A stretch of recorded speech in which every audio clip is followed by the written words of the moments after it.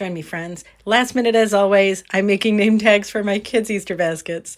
Hey, everybody, it's Colette with Blessings Craft Therapy, if you didn't know, and if you did, thanks so much for coming back. So we're going to start with these egg cutouts from Dollar Tree, and I'm going to paint them all with this chalk paint. The color is maize. I do both sides, front and back.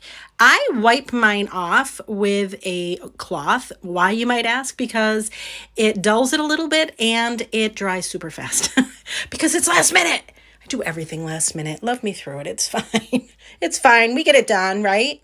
And then I'm going to use these little hearts from Michael's and these little egg cutouts from Dollar Tree. And I'm going to paint them all this orange spice. I think I got this at Walmart maybe. And I'm only doing one side. On the hearts, though, they're a little thicker, so I made sure to just make sure to get the edges on that as well. And we'll let those dry. They don't take long. They're raw wood. And then I have this yarn that I had left over from a project. And so what we're going to do is take it and I'm going to wrap it around my finger, my two fingers 3 times, pinch it at the bottom, cut off the excess, and then we're going to tie a piece of ribbon at the bottom and make a bow. This is going to be, I can't even wait for you to see it. It's going to be the chicks like fuzz at the top of their hair. It's adorable. You don't have to do this part though. It looks super cute without it, but I have 6 children and I have to do name tags for all of them. And I want them to be discernible from the front and the back. So each of the children are going to get a different color bow. So there you go. Yes, I do complicate everything. Thank you for noticing.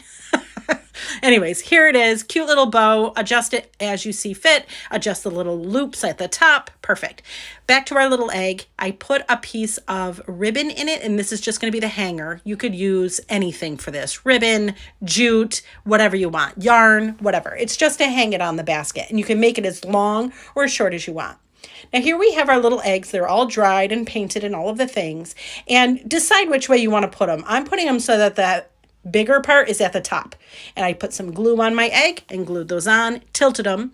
Then I take my little heart, put some glue on the back of that, and glue that on. And look, do you see it? It's a little chick. It's hysterical. Now I have, this is just the paintbrush I used. I put some black, what's the word? Yeah, paint. Darn it. Words are hard. I put some black paint on the back of it. I just dot the 2 little dots on for eyes. Then I put some glue on our little bow that we made and I glue it at the top and stop it. Just quit it. Look at how cute this is.